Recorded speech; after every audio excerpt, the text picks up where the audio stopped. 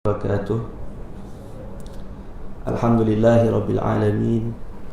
Wassalatu wassalamu ala ashrafil anbiya wal mursalin, imamul muttaqin wa qaidut du'at wal mujahidin, sallallahu alaihi wasallam.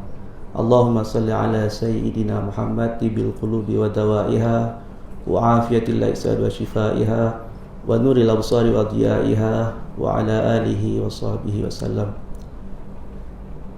Bismillahirrahmanirrahim. La yadurru ma'asmihi syai'un fil ardi wala fis sama'i wa huwa samiul alim. Nabi telah membacakan doa tadi, Bismillahirrahmanirrahim, dengan nama Allah yang mana dengan menyebut namanya la yadurru, tidak akan mendapat mudarat, syai'un fil ardi wala fis sama', tidak ada yang dapat memberi mudarat, apa-apa pun yang di langit, apa-apa pun yang di darat. Wa huwa samiul alim, dialah yang maha mendengar lagi maha mengetahui. Tuan-tuan yang dirahmati Allah SWT sekalian, pertama saya ucapkan terima kasih sudi untuk jemput saya, sama-sama berkongsi sedikitlah pengalaman, maklumat sedikit tentang wabak yang melanda satu dunia sekarang. Orang sebut pandemik, dulu epidemik, sekarang dah pandemik. Bukan periuk lah kan, pandemik. Apa yang saya nak bawa pada hari ini hanya semata-mata maklumat yang dikongsi bersama, bukan lagi ilmu yang telah disahkan ataupun kajian yang telah terbukti benar. Hanya maklumat biasa. Tujuannya apa? Tujuannya untuk mengurangkan rasa gementar, rasa panik. Knowledge ataupun pengetahuan, kesedaran itu reduces anxiety, mengurangkan rasa gelabah, mengurangkan rasa tidak tenteram. Hari ini telah keluar satu perkeliling daripada Pejabat Mufti Negeri Sembilan. Katanya Negeri Sembilan start daripada 17 hari bulan esok tidak ada solat jemaah di masjid, tidak ada solat Jumaat di masjid. Kenapa? Apa yang berlaku? Apa yang berlaku sebenarnya kan? Jadi timbul rasa bimbang di hati benak masing-masing. Saya hadir pada hari ini lebih kepada untuk kongsi maklumat supaya panik itu kita tahu, kita ada ilmu, kita kurang sikit, boleh bertindak sewajarnya. Jangan orang kata panik tak tentu hala.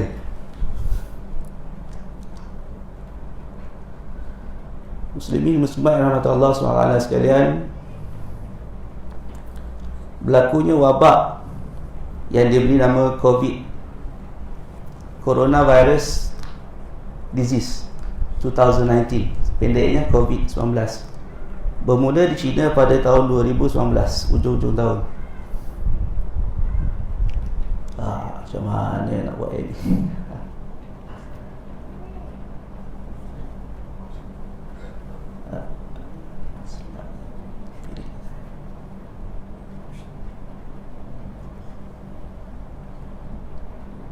Komputer orang kita pun tak biasa kan.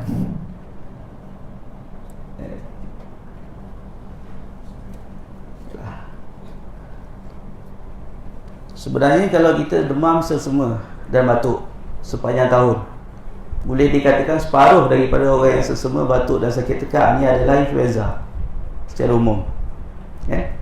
Separuh lagi terdiri daripada coronavirus, rhinovirus, apa yang disebut sebagai cytomegalovirus, maupun berbagai virus lah. Maknanya coronavirus ni dah lama dah. So coronavirus datangnya daripada keluarga jenis Coronaviridae. Ada macam-macam. Yang heboh terkini COVID. Sebelum ini SARS, Severe Acute Respiratory Syndrome virus. Sebelum tu MERS di Timur Tengah. Siapa pergi Mekah kalau balik kena kuarantin kan, dinasihatkan supaya jangan naik unta kan. Kalau naik unta ataupun pergi tempat sembelih kena kuarantin. MERS, Middle East Respiratory Syndrome, coronavirus, semuanya corona. Jadi yang terbaru ni apa? Coronavirus kita sebut novel sebab dia baru, tidak pernah dijumpai sebelum ini. Rupanya virus ni dalam manusia, dalam binatang ada jenis-jenis dia, dan dia selalunya tidak melompat antara satu dengan yang lain. So COVID-19 ni adalah sejenis novel baru, virus baru, yakni novel dalam istilah perubatannya, yang dikenal pasti menyebabkan jangkitan saluran pernafasan, batuk, selema dan juga sakit tekak. Berjangkit daripada individu ke individu melalui titisan pernafasan atau sentuhan. Ini memang kita dah tahu sejak zaman berzaman. Jadi corona ini baru sikit dah tiba-tiba. Apa yang bahayanya? Berpotensi menyebabkan penyakit teruk dan kematian, terutamanya dalam kalangan orang tua yang mempunyai masalah kesihatan atau sistem imun yang rendah. Kes di Malaysia, kalau kita tengok pada hari ini dah melompat kepada 538 kes. Semalam 400 setengah. 2 hari lepas 198. Saya biasa kalau tekan dia terus keluar kan. Kalau apa macam PowerPoint. Ini buka kat sini je Buka yang lain. Jadi peningkatan wabak dalam kita panggil curve yang sangat condong adalah satu yang amat membimbangkan kita di peringkat kesihatan. Saya lupa nak taruh diri sendiri tadi kan. Sebabnya bila dia tersebar dengan pantas, cepat dan kurang dapat dikawal, apa yang berlaku adalah golongan-golongan yang berisiko tinggi mudah untuk dapat sakit teruk. Biasanya orang sebut orang umur 60 tahun ke atas, ada kencing manis, tengah buat dialisis, ada makan ubat secara berterusan, baru kemo, kanser. Dari golongan ni kadang-kadang kita ni yang sihat ni, kita ada saudara mara kita yang sakit sudah demikian. Saya contoh kerja hospital, di klinik. Sorry tak ada, nanti lepas ni kita tak ada balik kerja klinik, jumpa orang sakit, kita bawa balik kuman. Kalau tak mandi, bawa balik pada anak beranak dan juga orang rumah, walaupun dia orang tak terlibat pun dengan klinik. Saya mungkin sihat, dapat ke budak-budak baby umur 6 tahun, 6 bulan, setahun. Budak-budak kalau sakit lain lah kan, selain daripada COVID ni, akan menyebabkan kadang-kadang sindrom yang sangat teruk. Anak saya seorang masuk NICU, ICU untuk budak-budak, PICU lah. Sebab apa? Baru saya sewa balik lah. Saya okey, tapi golongan berisiko ni, bila ramai yang terlibat, ramailah golongan berisiko tinggi ni akan menyebabkan perlu kepada ICU. ICU kat Seremban ada berapa katil? 10, 12 yang terbaru, 12 je untuk yang teruk. Untuk orang dewasa lah, PICU ada lagi lah 20, 40.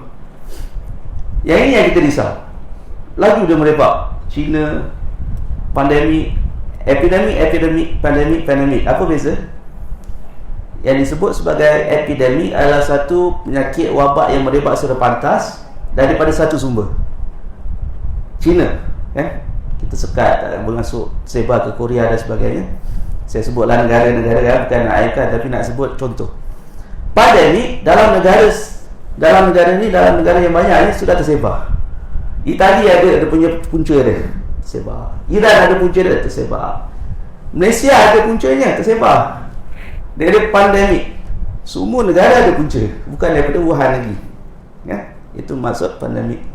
Terima kasih kepada tuan tadi betul, cantik dia. Bagaimana yang merebak? Setakat ilmu yang kita ada melalui titisan hidung, bersin. Kita ada batuk, ada bersin, ada meludah. Semuanya akan menyebabkan virus dan bakteria. Kalau kita ludah kadang-kadang dekat dia kan, ludah di depan siki, lebih kurang 10 cm, 20 cm. Batuk orang kata 1 meter, home 1 meter di sana. Kalau bersin, acum lagi jauh, katanya sampai 6 meter, sampai belakang lah. Ada partikel-partikel yang mengandungi virus.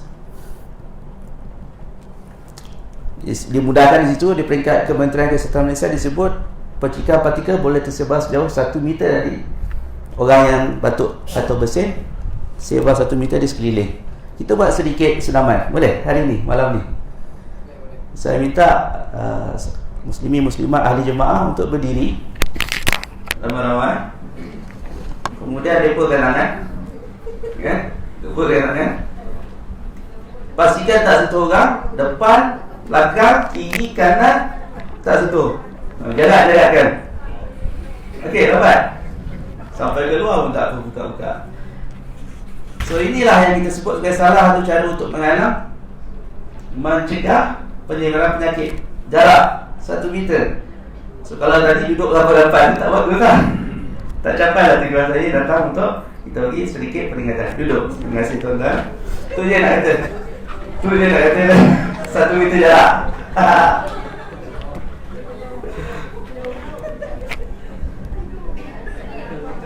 Bagaimana lagi COVID-19 merebak? Sentuhan pada permukaan yang dicemari virus. Permukaan. Kalau saya biasa sebelum ni menghadapi dengan golongan MAPI, golongan yang perlukan kepada darah. Boleh cucuk-cucuknya terus sendiri. Jadi saya dapat maklumat bahawa kalau golongan yang cucuk sendiri ni, risiko untuk HIV, Hep C ada berbeza-beza bergantung kepada keupayaan virus itu untuk hidup di luar daripada badan. Virus ni secara asasnya perlu kepada host, kepada rumah, tempat untuk dia hidup, sama ada manusia, mamalia ataupun binatang. Bila dia keluar dari darah, contoh dia kat hujung jagung kan, mati, tutup, keluar. Katanya mengikut kajian kalau HIV hanya 20 saat, 10-20 saat mati. Cucuk pada orang lain mesti jagung tersebar HIV. Kurang daripada 40 saat, HIV dah mati, tak tersebar. Lebih daripada 40 saat, kalau kurang daripada 40 saat ada kemungkinan sikit. Kajian dapat juga hepatitis C berminit-minit, lebih 20 saat sampai ke 2 minit. Makna kata di kalangan penyakit pesakit yang saya jumpa, di kalangan orang yang ikut minum metadon di klinik, banyaknya hepatitis C.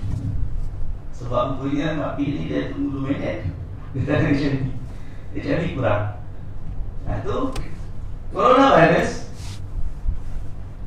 COVID-19, kajian menunjukkan yang paling lama dia boleh hidup di luar dalam keadaan yang ideal, lembab, aircon, tak kena matahari, tak dicuci kan, 72 jam, lebih kurang 3 hari.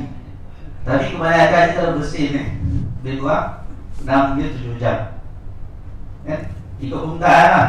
Kalau ada pori-pori ataupun memang permukaan yang rasa lagi sekejap dan meluap kering kan, boleh.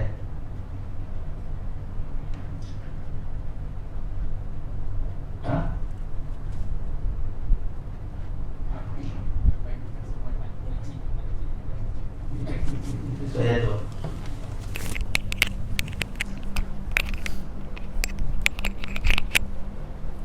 okey, sambung 7 jam. Jadi dalam kerisauan manusia untuk penyebaran wabak yang sangat laju ini, maka orang risaulah. Ada gambar orang ludah-ludah dekat tempat tekan lift, ada orang mesin-mesin. Jadi perlu dicuci. Nak dicuci macam mana nanti kita bincang sekejap lagi. So antara lain itulah, tempat pegang tangan, turun tangga, naik tangga, nak buka pintu, tutup pintu, doorknob,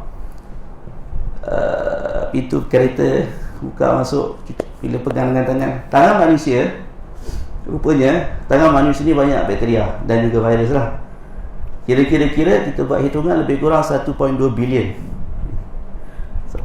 1.2 bilion. Kalau salah, contoh katanya 1.2 bilion lah juga yang boleh disebarkan antara seorang yang salam dengan kejap yang bagus. Komputer kan, tayar ni saya duduk tayar juga kan, bawa je sikit lah sabun. Rawatan. Apabila berlaku sesama dan batuk, viral illness, semua ini kami kalau di peringkat kesihatan mengumumkan ataupun buat secara general, disebut sebagai influenza like illness, ILI, batuk selama sakit tekak, demam. Tiada rawatan khusus tak ada. Antiviral walaupun ada, kita buat kajian bila bagi pada orang yang selema, sama je 2-3 hari sihat dengan antiviral, 2-3 hari tak sihat, ataupun tanpa antiviral pun sama, lebih kurang, tak ada perbezaan yang nyata. So kita tak praktis lah bagi antiviral pada orang yang sakit tekak, semua dan juga demam. Rawatan adalah berdasarkan gejala. Kalau orang doktor dia sebut symptomatic treatment, untuk legakan, bagi semangat sikit. Kurang selera, bagi ubat tambah selera. Demam, bagi ubat demam. Sesama, bagi ubat untuk kurangkan sesama. Sakit tekak, bagi ubat untuk kurangkan sakit tekak. Asasnya untuk batu badan lawan kuman, minum air banyak-banyak, minum air secukupnya. Rawatan antiviral bagi kes yang serius. So yang baru kita tengok corona ni dia perlu kepada bukan antiviral pun, tetapi kesan langsung daripada viral tu. Kita panggil cytokine storm, benda lain, bukan untuk antiviral sangat pun. Langkah pencegahan: kerap basuh tangan dengan sabun atau sanitizer. Jadi bentu orang sekarang panik beli sanitizer kan, cari kat farmasi dah habis. Saya pun call kawan itu, kawan member farmasi, minta tolong sikit, kita nak borong untuk program walimah untuk ada kahwin. Habis dia kata, habis sanitizer, bawa sikit lah yang kecil. Yang besar itu nak cari kan, boleh habis sanitizer ni.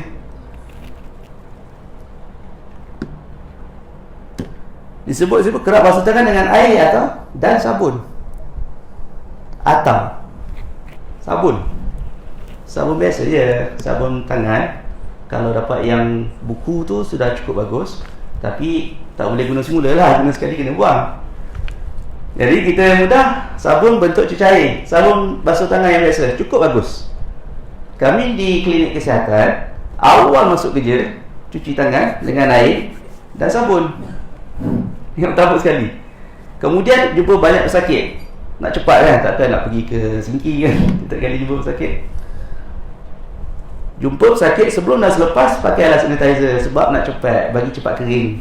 Kalau tak basah-basah kan, sentuh orang tak elok lah kan. Ini yang utama. Kalau kita sebagai orang awam contoh kan, tak ada nak sentuh-sentuh sangat orang, boleh kawal, sabun pun dah okey.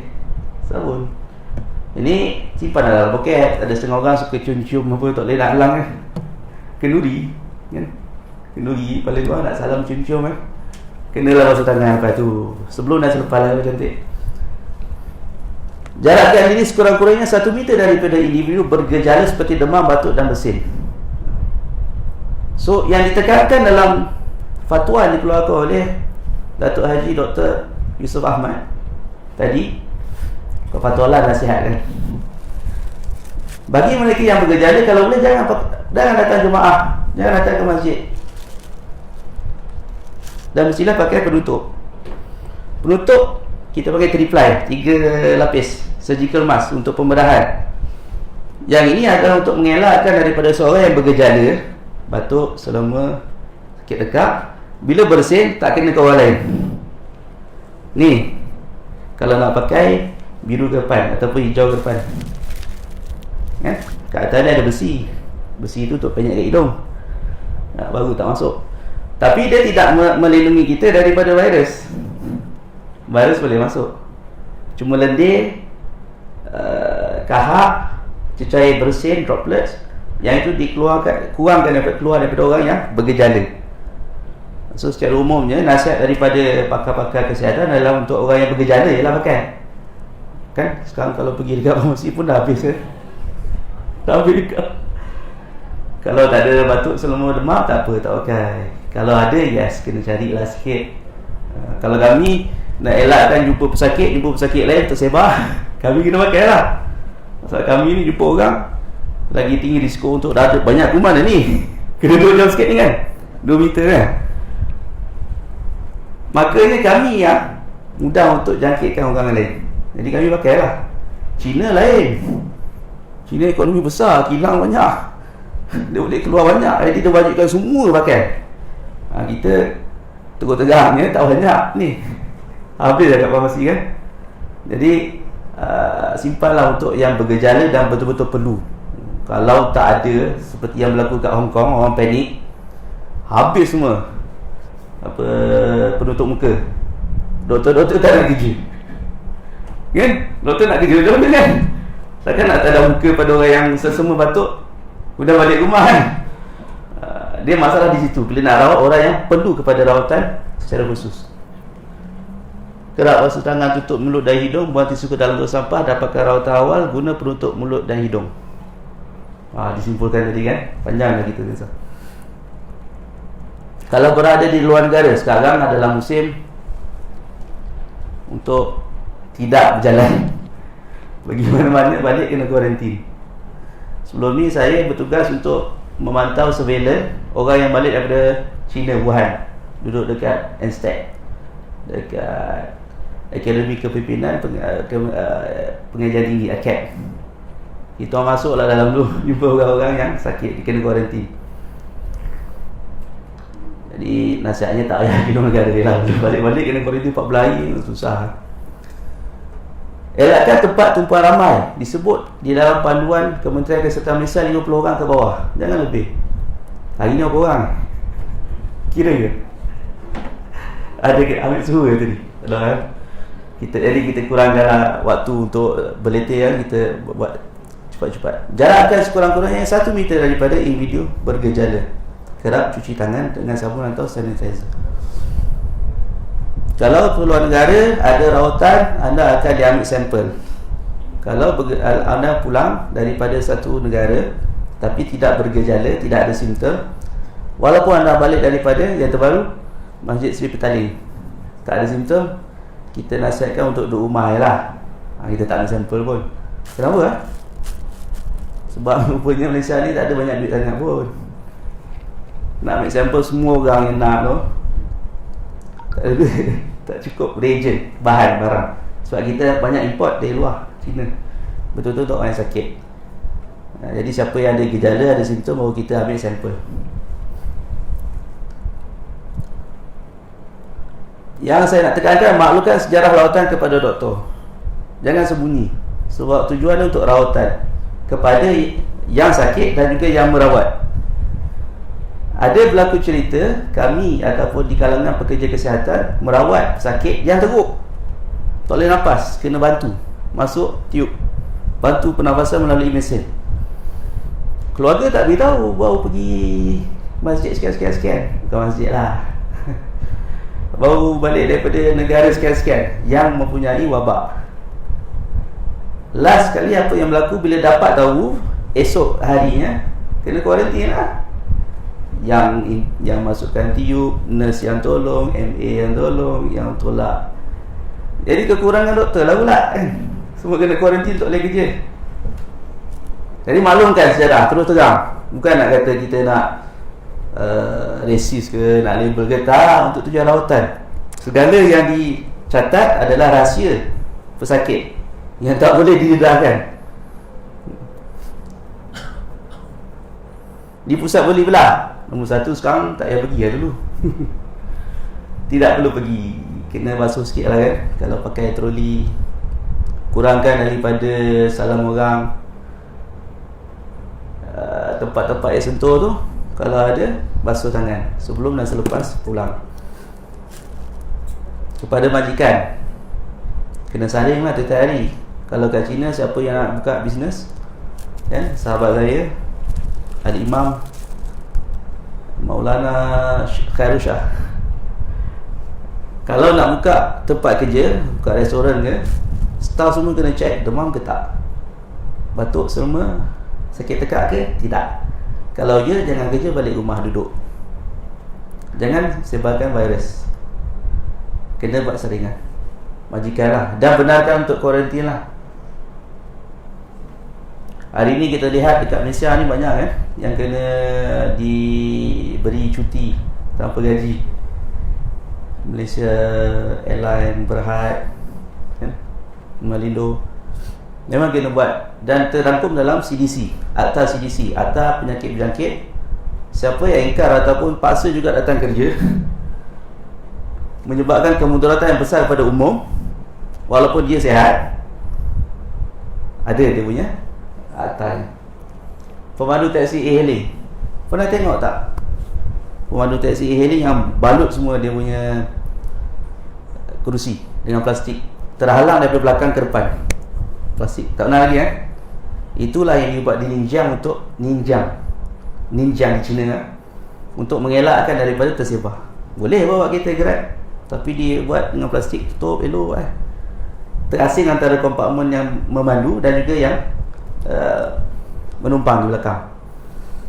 Mana dicatat nama seorang-seorang, siapa yang masuk tu, dari mana, pernah pergi Wuhan ke tidak. Waktu itulah dicatat satu-satu nama. Kalau positif pemandu tu, semua yang tadi naik tu kena cari lah. Sama lah kan. So asasnya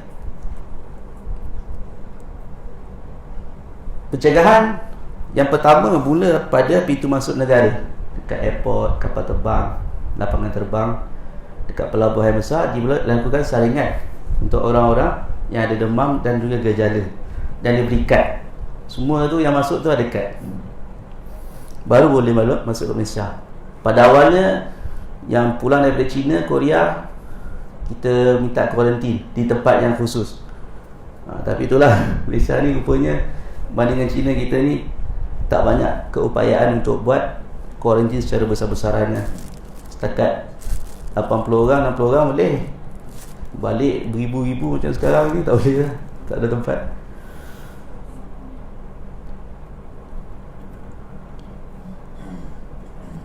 Suhu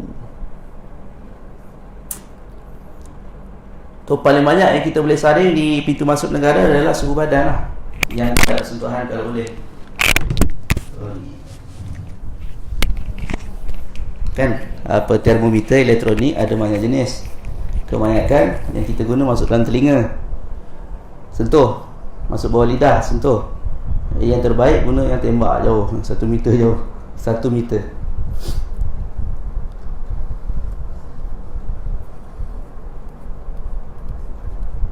So sekarang adalah ke arah kita sebut sebagai home surveillance.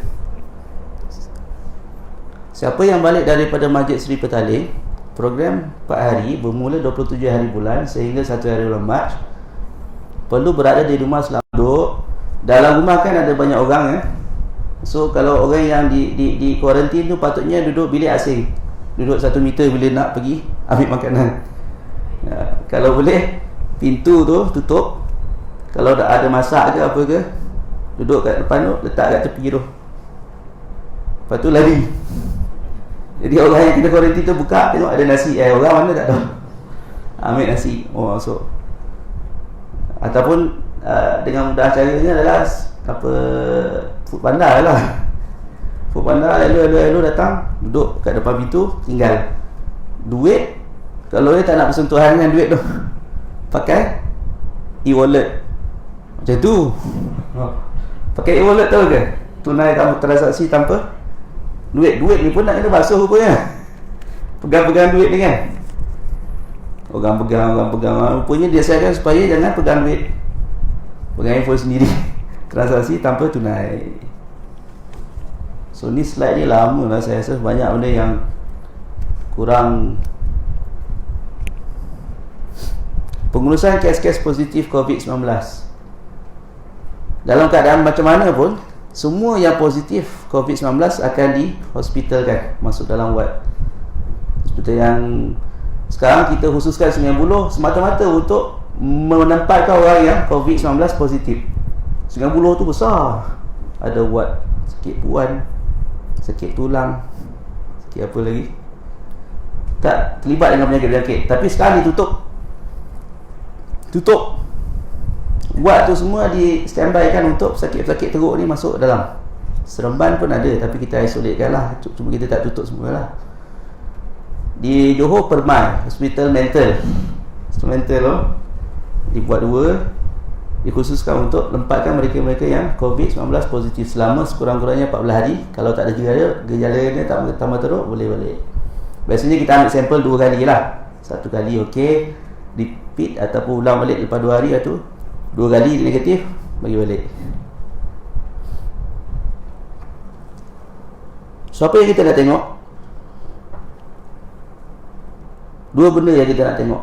COVID ni, coronavirus ni rupanya 2 benda yang dia menyebabkan. Satu, kita panggil cytokine storm. Badan sendiri jadi huru-hara untuk lawan virus tu, sehingga kan dia membuat friendly fire. Siapa yang biasa main game apa? Tembak-tembak. Friendly fire tu, kita biasa tembak musuh. Friendly fire kita tembak kawan kita. Dalam badan ada banyak askar. Askar ni bertujuan untuk lawan virus. Tapi huru-hara yang disebabkan oleh COVID ni, askar-askar tu tembak tubuh sendiri. Dia pakai meriam, pakai atom kan, badan yang rosak, badan kita sendiri. Jadi ubat dia adalah untuk kurangkan keupayaan senjata-senjata dalam badan itu sendiri. Satu lagi yang kita risau adalah serangan pada jantung. Sekarang ni lah kita dapat tahu dua benda yang menyebabkan kematian dalam sakit COVID.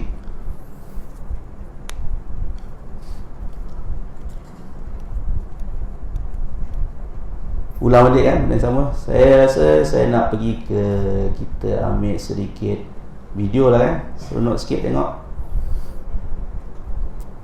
Kalau nak di kuarantin, kalau ada gejala, pakailah face mask, cuci tangan dengan kerap, sabun, ada apa, cukup baik. Elakkan berkongsi peralatan makanan dan penjagaan diri. Ada cecair dia pula untuk penyucian. Cuci peralatan makanan yang digunakan dengan air dan sabun pencuci sebelum digunakan semula. Standard lah kan, kena basuh pinggan. Untuk orang perempuan standard lah kan.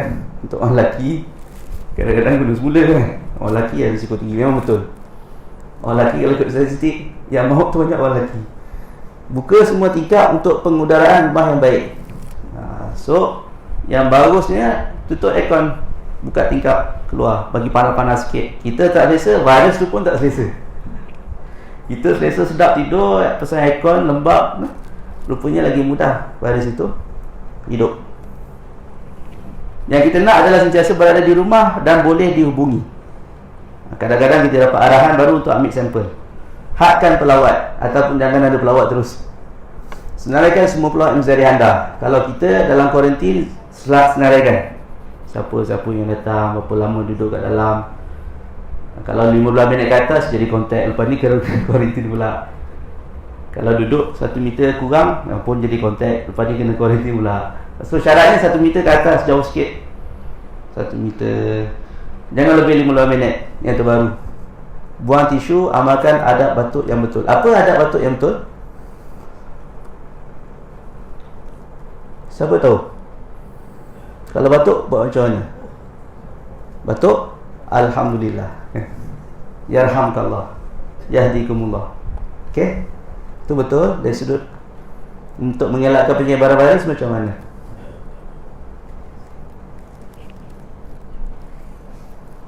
Canggih sangat. Tak pandai tu.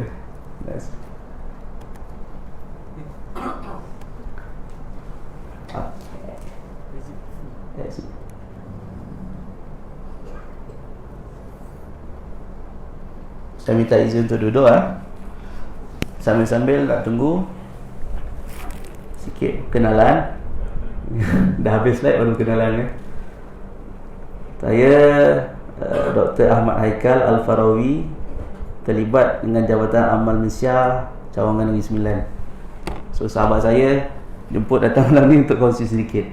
Memang bertugas banyak dengan Kementerian Kesihatan Malaysia yang terbaru bersama dalam operasi di AKAP untuk surveillance orang yang balik Wuhan. Terkini memang terlibat secara langsung lah untuk saringan dan juga untuk mengambil sampel sakit-sakit yang disyaki kontak rapat kepada COVID.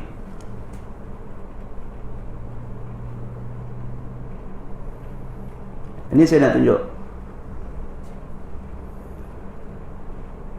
Ada ke peserta ijtimak tabligh di Sri Petaling? Ada?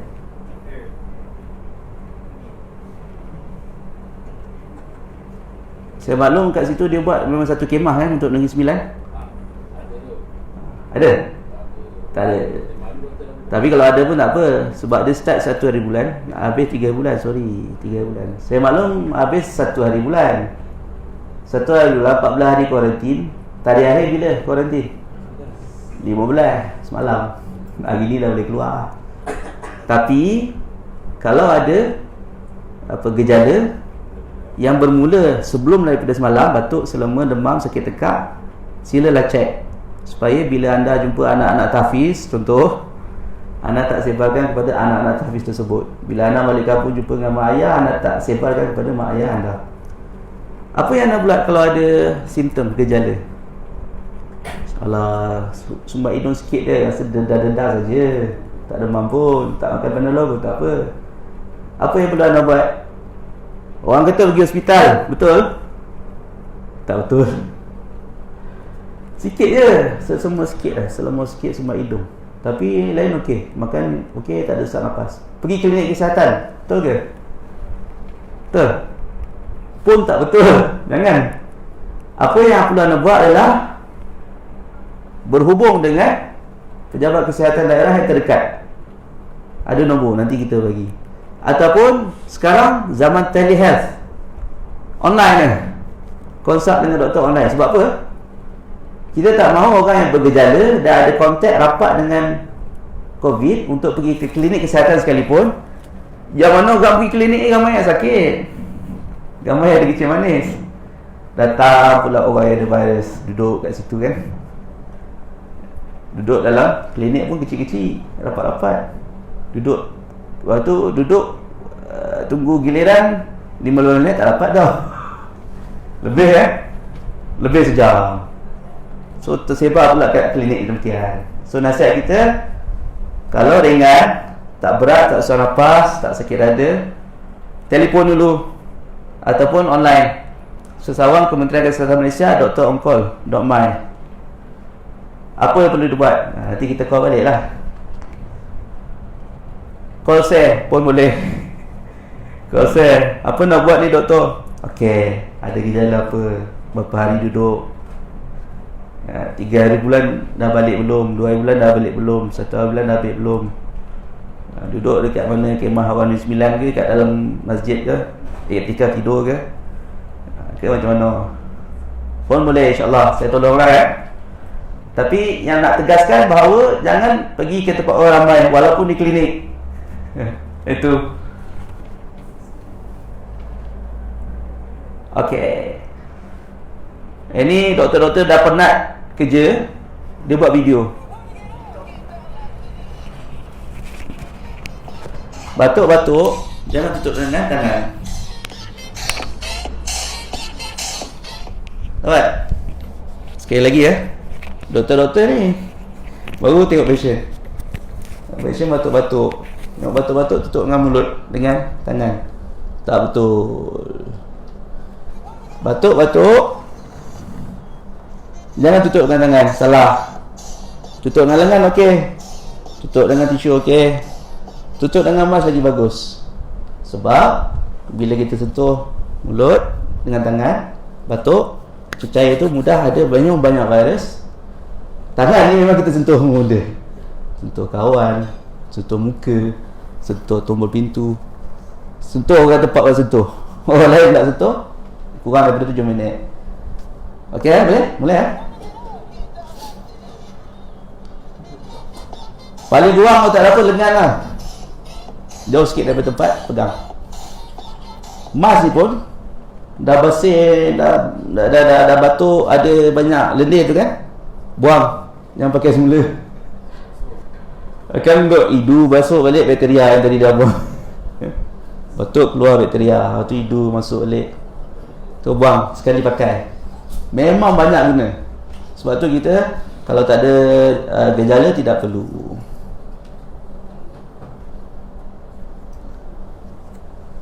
Saya nak tekankan supaya jangan sentuh muka. Dalam video ni seorang tadi kan dah sentuh muka kan. Jangan sentuh mulut, tangan ataupun lidah. Dia pun sentuh. Susah kan? Memang kita dah terbiasa kan. Kelakar sikit lah. Tapi nak katanya hati-hati dengan sentuhan muka. Yang ini tak nak tengok lagi Kita dalam bahasa Inggeris kita sebut shaking hand So shaking hand ni sekarang adalah benda yang mudah merebakkan bakteria dan virus. 1.2 bilion. Di Wuhan mereka tak shake hand. Jangan dia buat foot shake ataupun Wuhan shake.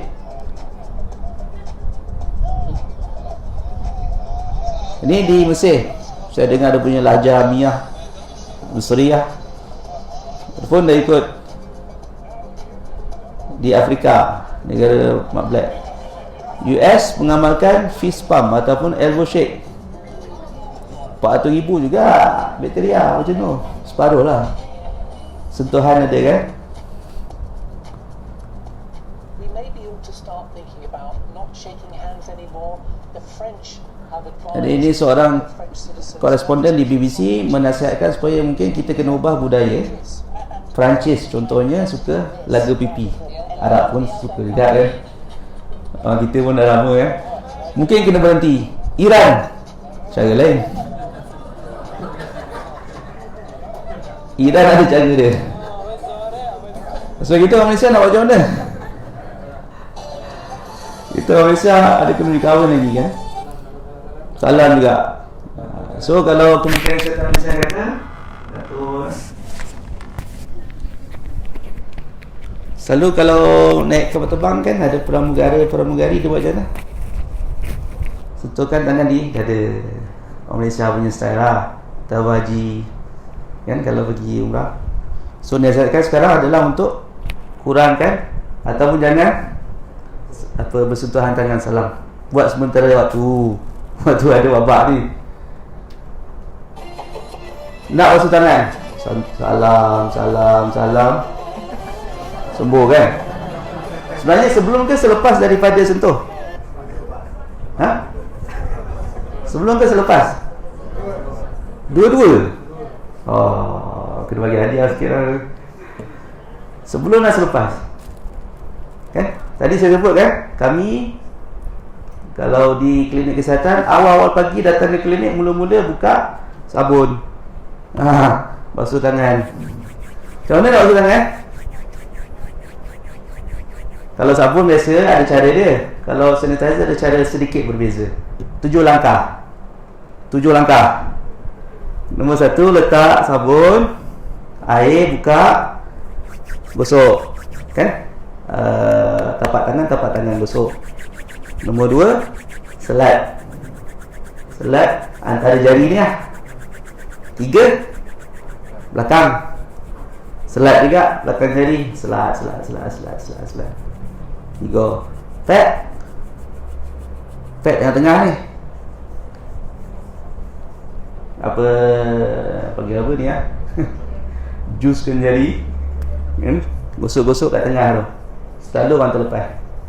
Gosok. Kalau ikutkan 2 minit, buatlah kan, dapat 20 sekali pun okey. Sebelah lagi tu. Lepas tu yang tempat kedua selalu orang terlepas bila basuh tangan. Ini. So kena. Yang ini nombor 5 lah. Nombor 5. Dua-dua belah. Ni sangat kerap terlepas. 6 bawah kuku. Bawah kuku, dua-dua tangan. Belakang tu. 7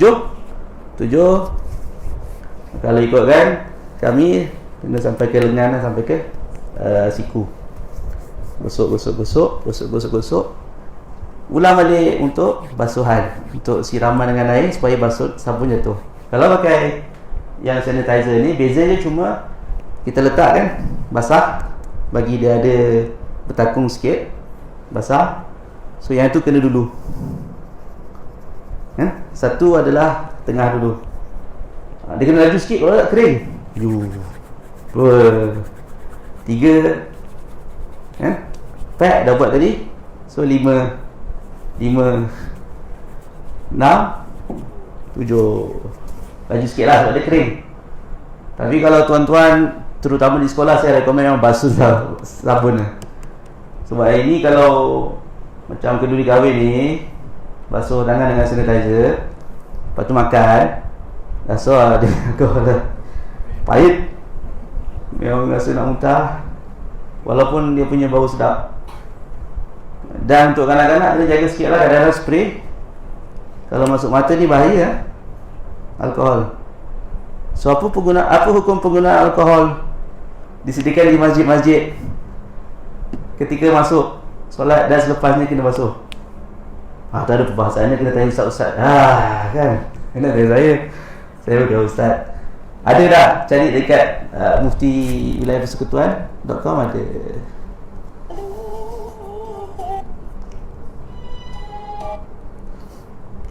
Sikit perkongsian begitu. So hari ni dah 538 ramai. Malaysia nombor 1 dah, ada Johan lah. Dah potong lah Singapura dengan Thailand di Asia Tenggara.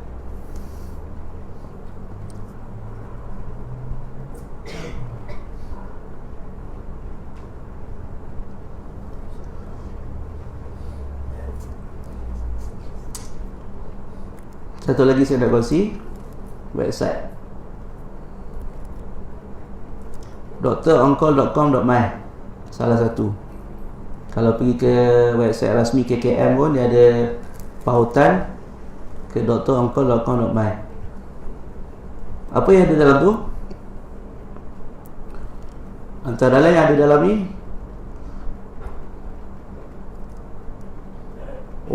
terambil gambar yang sama. Kalau buka sekarang, tuan-tuan ada handphone boleh tengok. Antara lain ditawarkan untuk nak cek untuk COVID, ambil sampel dekat rumah. Siapa yang resah-resah tak boleh duduk diam, resah hati tak boleh duduk diam, ada ke tak ni bawa balik daripada Korea contohlah, kita tak nak sebutlah Masjid Bertanding sian orang Masjid Bertanding usaha dakwah bagus tapi somehow terperangkap dalam situasi salah waktu, salah waktu. Resah, susah hati, ada ke tak ni orang kata jangan pergi klinik, jangan pergi hospital, tapi rasa nak test lah. Pergi kat situ website tadi, saya ambil gambar dah, tapi rupanya tersilap. Dia tawarkan untuk ambil sampel untuk test COVID di rumah. Bolehlah telefon. Berapa harga? Jadi kerjasama lah antara Kementerian Kesihatan Malaysia dan juga pihak yang swasta, hospital swasta dan juga Dr. Oncall ni lah swasta juga. Harganya 700 untuk test. Dapatlah dalam masa 24 jam. Kalau 700 ni biasa kalau 25 orang boleh kumpul. Kalau seorang 5 orang 1,200. Tapi kalau itu membuatkan anda senang hati, tekanan darah tak tinggi rupanya tekanan darah ni kalau kita risau sangat naik tinggi. Itu orang kata kena stress management, pengurusan stres. Darah tinggi, rasa nak turunkan macam mana, kena tahu juga COVID tu punya test, buatlah, tapi bayar sikit. Benda tu memang kerjasama dengan Kementerian Kesihatan Malaysia. Saya rasa setakat tu saya agak terlajak sikit sejam lebih Patutnya 15 minit kan kita kumpul malam ni. Saya harap pembentangan itu sedikit sebanyak melegakan keresahan di hati. Dalam sejarah Islam memang para ulama cukup teliti untuk menjaga nyawa, akal dan agama. Kalau di Saudi start daripada 10 dah seminggu dah kan, umrah disekat, tak boleh pergi. Masjid Haram tu kalau tengok orang tahu kat Makkah tu jauh daripada Hajar Aswad. Kan adalah dekat Al-Hijrah. Hari ini ataupun beberapa hari sudah kita mendapati ulama kita menasihatkan supaya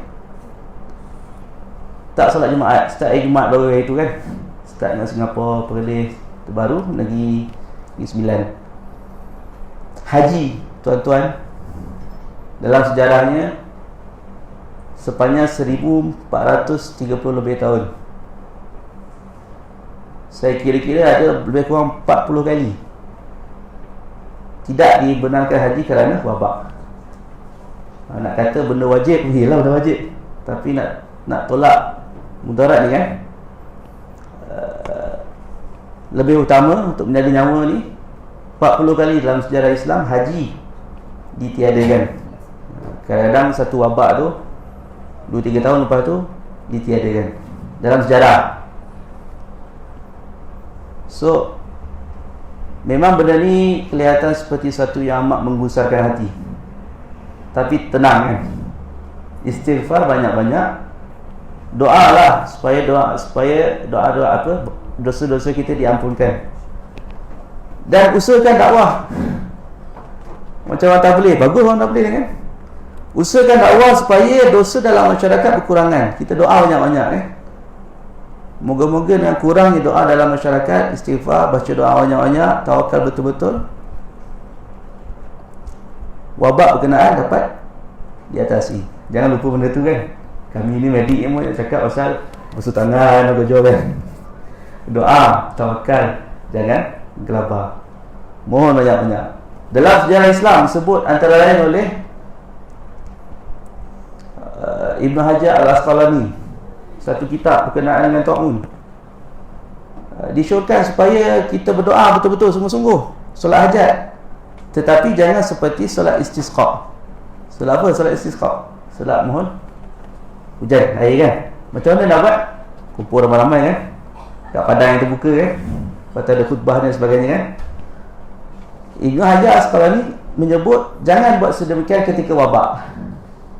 Sebab di zamannya, pengalamannya, bila ada wabak, solat hajat ramai-ramai di padang pasir terbuka, makin ramai terjangkit.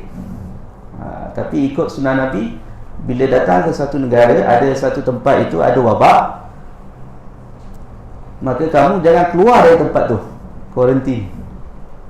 Kalau kamu berada dalam satu negara yang ada wabak, jangan kamu keluar dari tempat itu, kuarantin. Dan kalau kamu berada kat luar, sebenarnya hadis tu terbalik minta maaf saya ambil mafhum je lah Kalau kamu berada mendapati satu tempat itu adanya wabak, jangan pergi ke tempat yang disebut tadi ada wabak tu, jangan pergi. Itu yang sekarang kita duk buat. Jangan pergi China, jangan pergi Korea. Nabi dah sebut awal-awal lagi kalau kamu dapati ada satu tempat itu ada wabak, jangan pergi. Dan kalau kamu berada di dalam negara tersebut, jangan keluar. Nabi dah sebut awal-awal So jangan lupa daripada solat jemaah. Walaupun mufti kata jangan buat dekat surau, kat masjid, buatlah kat rumah. Amalkan langkah berjaga yang perlu, kurangkan bersentuhan, amalkan kebersihan wuduk. Cukup banyak hikmah ada wuduk. Amalkan suruhan agama, itu yang paling baik. Aqulu qawli hadza. Saya rasa nak tutup di situ dah dia. Tutup di situ dulu. Nombor website lah ada. Nombor kalau ada apa nak tanya. Peringkat Seremban kalau semalam memang sudah jam. Semua telefon. Saya pergi Masjid Petaling tu hari macam mana. Nak telefon saya, boleh ambil nombor dekat sahabat saya, Imam Khairul Shah. Betul Imam. Nak tanya apa, tanyalah. InsyaAllah kita boleh jawab, kita jawab. Malam ni saya rasa setakat itu sahaja. Saya minta maaf atas keterlambatan kata. Moga-moga sedikit sebanyak perkongsian ini memberi manfaat pada tuan-tuan, puan-puan. Sengaja saya teruskan, walaupun kalau ikut esok jangan berkumpul lah kan, dengan tujuan supaya kurangnya panik, kurangnya rasa gemetar dengan sedikit sebanyak maklumat yang diberi. Wallahu a'lam. Assalamualaikum warahmatullahi wabarakatuh.